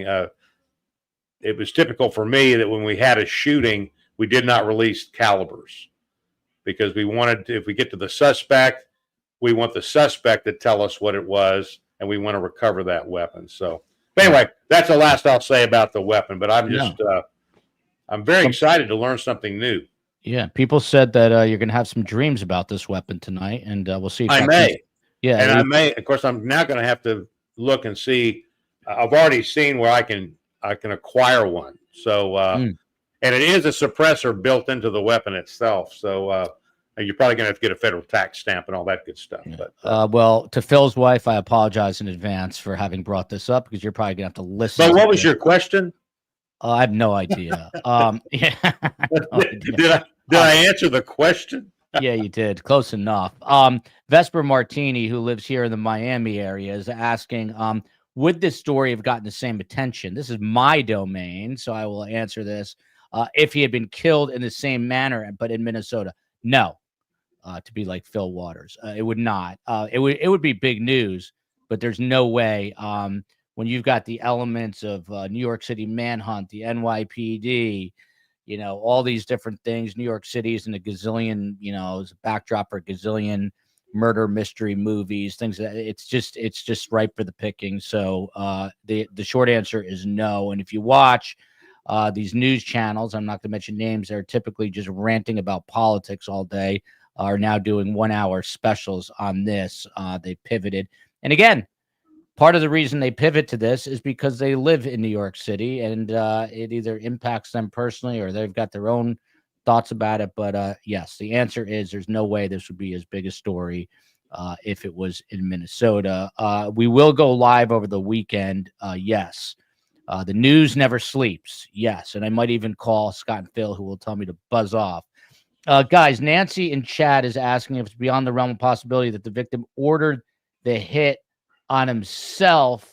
Very interesting. Scott Duffey, this Phil is shaking his head. This person's asking, and let me get rid of this video. We've seen it enough times now, but that he could have ordered the hit on himself because of this DOJ investigation. Before you answer that, he's one of several senior executives at the company who was, and I guess the others are still under investigation by the Department of Justice.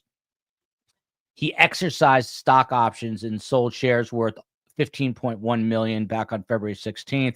It was less than 2 weeks before news of a federal antitrust probe went public. So he made a lot of money.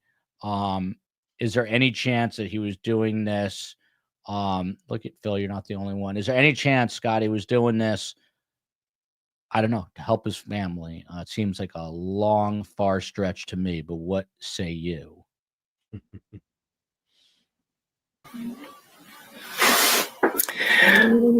Yeah, I would say it's definitely a stretch, but it's a theory, right? It's a theory until it's proven that it's not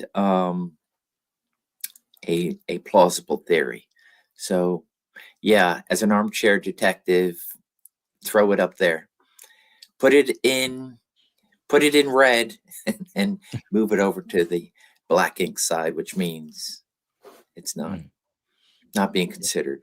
Would you concur, Phil? Well, yeah. I mean, but to answer Jenny's question here, I don't know whether they have done that, but I can tell you that I am sure that they have gone back in time. I know when I've had crimes, when I've had homicides where I have good video, I go back hours, sometimes days before, to see if we capture the suspect doing a recon days before. Phil, so that should be a standard drill, and I would imagine they are doing just that. I was going to ask, by the way, a little bit of more good news in the world. The U.S. Department of Agriculture just announced that they're issuing a mandate to test the national milk supply for bird flu, that there could be bird flu remnants in the milk that everyone is drinking. So just, if you were planning to have a nice, relaxing, enjoyable weekend, you can now worry about your milk as well. Phil,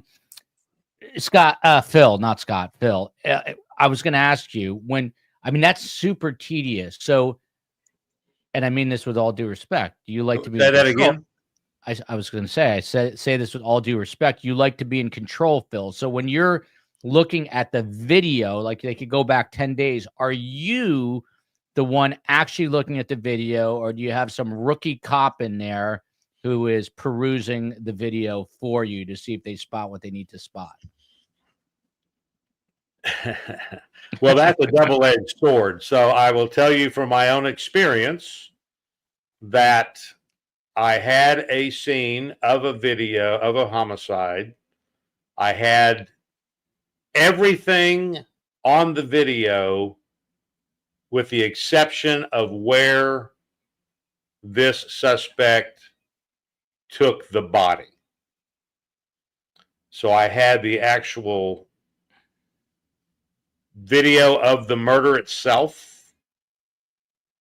Then I had the movement of the suspect to get the body out of the car, put him in the trunk, take the.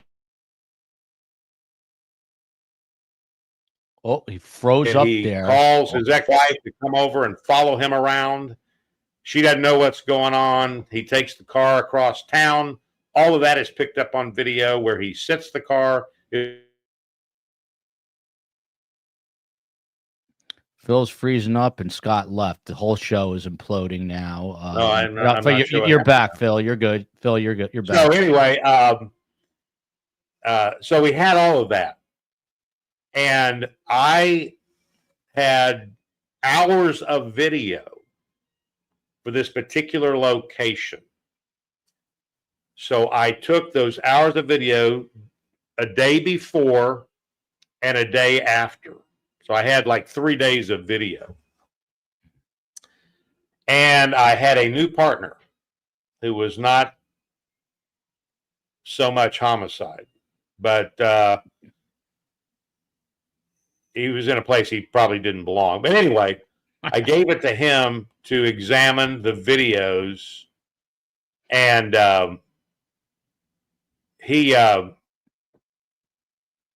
wasn't comfortable with what he told me. So I went back and started looking at the videos, and of course, I'm finding all manner of things that he did not find. So I sat there and I went through all of those videos and I made my notes of when at this time this happened, at this time this happened, and so forth and so on. So to answer your question, I have experienced that, and I can tell you what I learned from that was I will never do that again. I will look at the videos myself. Now, in this particular case, because there are so many of these videos, it's going to have to be delegated. So what did you say at the beginning of this? There's 1,000 people working on this thing? 1,000 people. And by the way, there's 18,000 NYPD cameras. Okay. So 1,000 detectives working on this, and there may be analysts working on this. You know, I don't know if it's all detectives, but 1,000 people. Yeah. 1,000 So we have forensic people in our forensic labs, our video labs, and so forth, that are analysts. And so I would imagine that the viewing of these videos is being disseminated to not only detectives, but analysts and so forth to look at these things. So I look, everybody is focused like a laser beam on this stuff. So yeah, and we're seeing the results of it. So we're seeing these pictures being released and so forth, and more videos being released. Yeah. So as these things happen, and these videos are being released to do what? What's the purpose? It's to help the public identify this person. And if they're showing videos of a certain area, I'm sure, at least in my mind, this is what I would be hoping for, is that someone is going to see that video at that time, and they're going to say, crap, I was there, and may remember this person or this figure, seeing this figure moving through there. Mm-hmm. So I understand what they're doing when they're releasing the different types of videos and these shots and so forth and so on.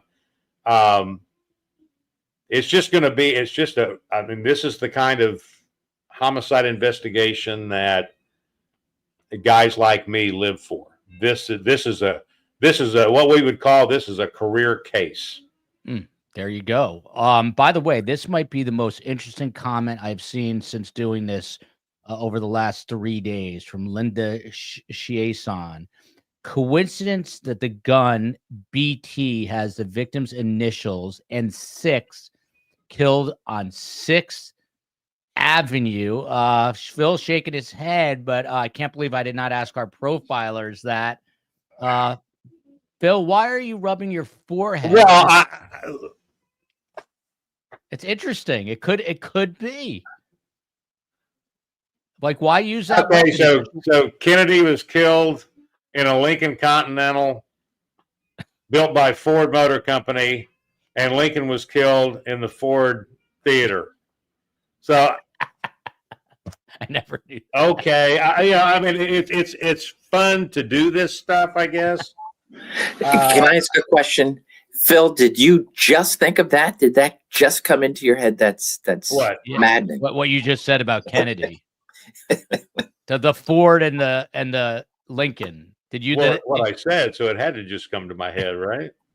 But it's amazing that you were able to pick that out as opposed to something that you had in a file you've used before. Phil, what is your IQ, Phil Waters? It's kind of crazy. Yeah, I do like Linda's thought process. That's something that takes you further off.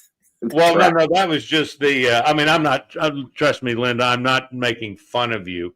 I just, when I saw that, I just went to the other thing. But my friend, he's a doll, is here. Look at this, looking good, Joel. Appreciate that. Since Phil and Scott are always getting the accolades. Try a dark green shirt. It's funny you say that.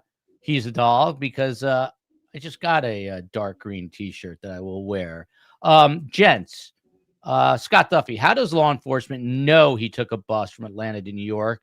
Can you cover this bus trip up a bit? You saw the COE earlier. By the way, Scott, are you like an hour late to something now because of me? We're going to wrap up soon, like in the next 5 minutes. No, we're good. We're good. We're good. I appreciate that, though. No, I just, I'll tell you off air. So the Atlanta trip I've learned through something I was doing this morning. But like Phil said earlier, and I think that's important to note, there are many things that are coming out. For example, I'm very against the information about writings on shell casings or bullets to be made known to the public at this juncture, because it doesn't do anything to ID this guy. And so, and I don't see that becoming part of the press conference. So the Atlanta thing is as well as, from what I gathered, is good intel from inside sources, but not yet confirmed. And thereby I would agree too, hey, there's additional, if this is true, there's additional investigation that needs to be done in Atlanta before law enforcement can speak to that. And so that's why I think those type of things, they're good for conversation, but they're not helping law enforcement to ID and get this guy arrested. If that helps. And I wanted to add with regards to the video, and tell me, Phil, if you've had this or have heard of this. So it's probably been about 20 years now, and they've just gotten so good at it. The FBI formulated with their major metropolitan partners, and then of course once it got off the ground, this program, they started training suburban officers to try to get this, and it's called Divert. It's DIVRT, and they are digital video recovery teams. And I imagine New York has them, Philly has them, Wilmington has them. And they are teams of detectives or police officers that volunteer to say, hey, that's something I can definitely do. And in situations like this and other major crimes, these detectives are trained, they know exactly where to go, and they go to businesses and doorbell cameras and wherever else you may not even see a camera, but they have an idea that a camera may be there, and they're able to go and recover the footage. And those teams go and get the footage and then of course pass it on to analysts who are looking for things to help them, because you're talking about, especially if you're going back 10 days, 12 days, thousands upon thousands of hours. And so in regards to that, I would imagine those teams are in place doing that as we speak. But the Atlanta thing, yes, I've heard of that. I haven't heard law enforcement confirm it. So my belief is, if it's in fact true, that there is some real-time investigations going on down at Atlanta to determine and get some valuable information before law enforcement decides to go public with it. All this just absolutely fascinating. Even Phil is fascinated today. Man who's seen it all by this weapon. His wife's gonna have to listen to talk about this weapon all night. There was another comment, Phil Waters, and then we'll get final thoughts here. But some people are of the mindset that this guy was hired, did what they needed to do, and then he was disposed of, no longer with us. There's also thoughts that he's now long gone.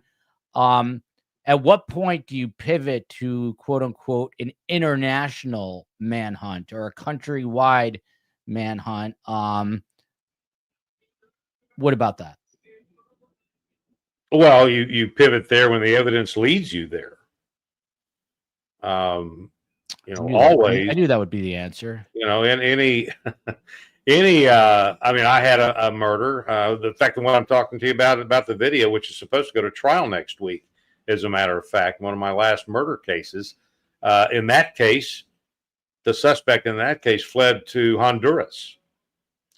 So I had him on video at the airport at Intercontinental in Houston, Texas, and I had him at the airport in Honduras on video. So made all those connections that way, knew where he was. The problem was that Honduras does not have a extradition treaty with the United States. So they're not real big about releasing their murderers back to the United States for prosecution. They'll send drug dealers, but not big about your run-of-the-mill murderers. So in the scope of doing all of that, we had to work with the FBI. I had one of my FBI, you get to with the U.S. Marshal Service as well, get a flee apprehension warrant, if you will, and the signed off by a federal judge. And then we use an Interpol red alert, which puts this person up on the radar. I know this all sounds like James Bond stuff, but that really does happen. And we have eyes because we have federal law enforcement in these different areas all over the world. And they are able to monitor this person that we're looking for to get into custody to bring him back to Houston. And so I had talked with, before I retired, in fact, even after I retired, I talked with the coordinator at the Harris County DA's office, who coordinates the red alert aspects and coordinates with federal officials. I spoke to a couple of the agents that were in that area that were on this case. Now, what this guy did was, he was a barber by profession. He decided to open up a barber shop across the border in Guatemala. This was his mistake, because we do have an extradition treaty with Guatemala. So the Guatemalan authorities, in concert with the direction of our federal authorities, federal law enforcement, swooped in there and arrested him right in the middle of a snip. And I have the benefit of the video that was taken at the time of his arrest and them walking him handcuffed to the patrol car to take him into custody.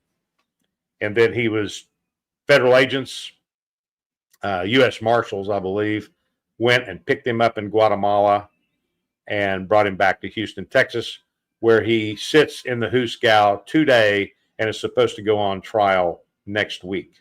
So I will tell you from my own experience, it's amazing if this does take, and we've had several cases in Houston of international directions. In fact, one went to Israel, as a matter of fact. Mm-hmm. But it's always amazing to me that when that need is there, that the amazing cooperation and coordination among all these different entities, foreign and domestic, to make sure that there is some justice served in these horrific crimes where someone's life is taken by an act of violence. So that is real life stuff. I know a lot of it sounds like James Bond stuff, but I'm sure, Scott, I know you've been involved in that type of investigation. So, and it's pretty cool. I mean, I do get excited about this stuff. It's just really cool to be able to do that and coordinate all that. And then when you get them back in and you're looking at them and there they are. See ya. Good to see you again. So yeah. Yeah, there you go. All right, we're gonna wrap this little bad boy up. This was amazing to have Phil and Scott. Two final questions. First, Scott Duffey. What's the next move for this guy? Let's put your profiling hat on again. I mean, does he strike again? Is he just gone with the wind? Is he an activist? Is he hired by the family? Is he an inside job from? What is your best guess right now, Scott Duffey? I am putting you on the spot. If I was taking the test and all those answers were there, it'd be all of the above. Interesting. That's a great answer. That's a great answer. It's an answer I would not have thought of. Look at Ned Smith. She's convinced that the wife had something to do with this, that he's hiding in the wife's basement. That's a classic Ned Smith. Phil Waters, even you, who's not an excitable person, is very interested in this case. If this was your case, this was your career case, how much time would you be? This happened Wednesday morning. Would you have gone home yet? How would you be working it in terms of hours? It's happened Wednesday morning. And it's today, Friday.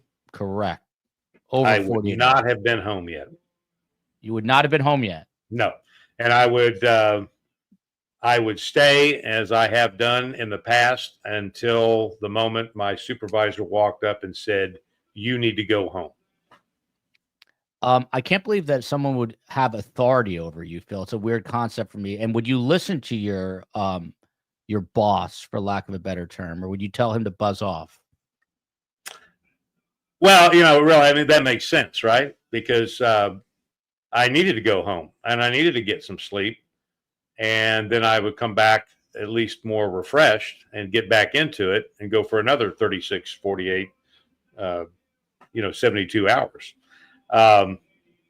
It's tough, but I'm going to tell you, having been there, I mean, the adrenaline rush, the dopamine rush, I mean, everything that keeps a body going is running, and it's running at light speed. So, and it's just, that's the drive. And I would tell you, it's just about having a passion about that type of work. And I don't doubt that any of these guys working on this case right now, guys and gals, that they're feeling that right now.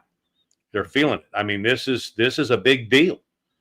And it's not to minimize anybody else's, loss, but this is a big deal and needs to be resolved quickly. And as fast as possible. And it looks like they're on track to do that. Yeah. So, this is just one of those cases. And it's funny that you say that, though, about supervision, because I did have one of my lieutenants who told me that I was unsupervisable. So those words have been uttered. That does not surprise me. I lied directed at me, but I was one of those guys that I would just rather ask for forgiveness than permission. There you go. One final question, and I promise we're wrapping. So this comment got me thinking. He's killed by United Healthcare. Obviously, look, I mean, Scott Duffey said you got to look at every single thing. Again, huge shout out and thank you to both Phil and Scott every Friday, but this is a unique Friday, and I'm going to come back on the air if we get breaking news, whether it's today. And just to echo what Phil was saying, this is a news guy in me. I'm a news addict, recovering news correspondent, but you never get out of your blood. So when there's a big story, I like to be all over it, and we will stay on it. I obsessively check the news wires, and we'll be looking to see if there is movement in the story. But Scott Duffey, the very final question goes to you today. Killed by United Healthcare. Maybe the wife is involved. Maybe it's an activist. When you're investigating like this, and it's such a public case, and there are so many theories out there, how do you stay focused on the task at hand?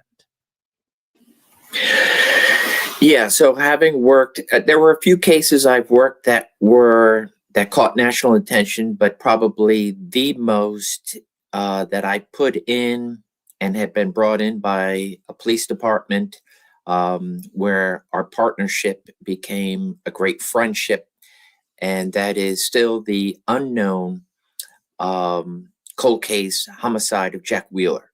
And so it echoes very much like this, where the news is powerful and added every day, putting their own spin on things. And they're not hurting. They're just trying to answer the unanswerable within a very short period of time.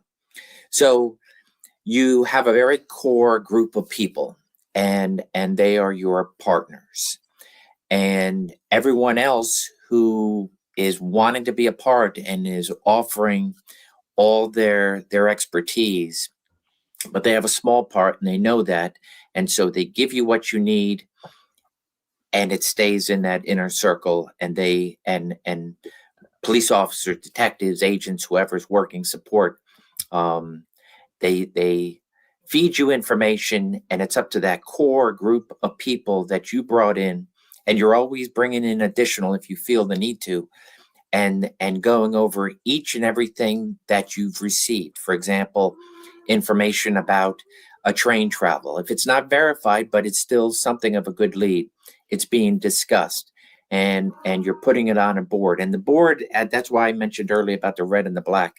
The board really is something that you put in a war room. So imagine detectives, support personnel, your people that you know, that you trust with every piece of information you have, that what you deem so important that it can't leave that circle of trust. It doesn't. And you're putting things in black and red. Black is, it's important. It's resolved. And so thereby you have it up there so you can look at it every once in a while in case you forget, hey, did we do this, do that?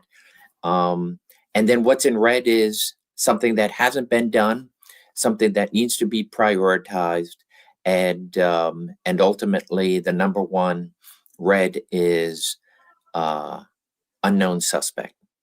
And so you're leading from the bottom, all these leads building up to where you can then take that red ink for unknown suspect, make it black into a known suspect. That's the way I would work this. Known suspect. And a lot of people think that the NYPD does know who this person is, and it's only a matter of time. And again, we're going to come back on the air, on the YouTubes and the audio podcasts when we get breaking news on this. And I suspect it's going to happen sooner rather than later. Again, anybody who knows this person, probably wise of you to call the NYPD. We do not have a solo shot of Brian Thompson, but this is him.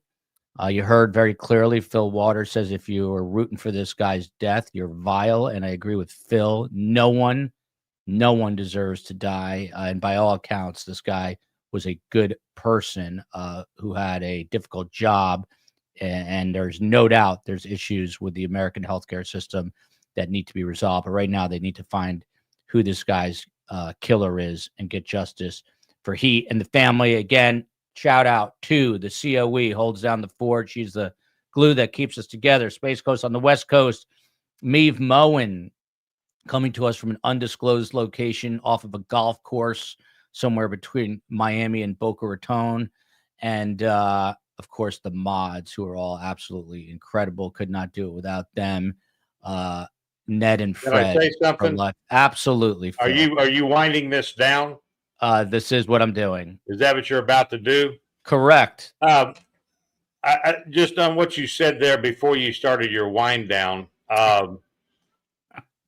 That was wind with a D, not wine, WHINE. So not your wind down, but your wind down.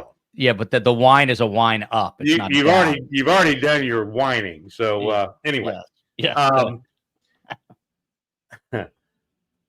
the discussion you had there at the end about releasing all this information and where is this person, that kind of thing. And I'm with Scott on, and we've talked about it, about the release of some of this stuff, like calibers, the stuff that's written on. I mean, that stuff that they need to have the crook verify. But having said all that, and you've made the mention that you believe, or somebody has said that the FBI, somebody, NYPD, knows who this person is and so forth and so on. So my thinking is that, and this is just a guess, what the next thing we may see will be this person in custody. I'm not so sure we're going to go through the machinations of, here's the person we have identified, help us find them. I think we're going to get, because when you get specific about this person took a bus trip from Atlanta to New York, I mean, come on. Who is this person? We have this person's picture. We know they used a fake ID to check into a hostel in New York City. There are some details that have been released that would tend to indicate to me that they have identified this person and they're trying to locate them.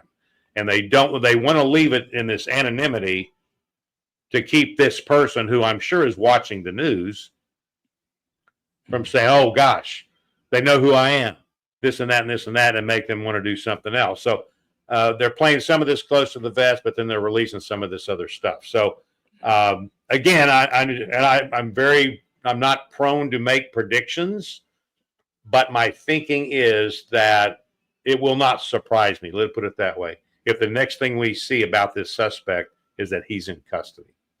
The famous New York NYPD perp walk. Look at this essay here.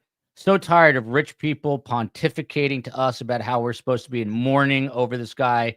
Save it. Essay, you have discovered the truth. Phil, Scott, and myself, we do have a combined net worth of $237 billion. I don't know if you know this, but Scott and Phil bought us Tesla shares before it was a company, and Phil. That's a sad person there, full of hate for something. So yeah. And by the way, Phil, I was going to make this comparison too. Every time I say goodbye, Carm jumps in to extend it, and you are the new Carm. But I appreciate it, and it can never be too much. So appreciate your final words here. You talking to me? Yeah.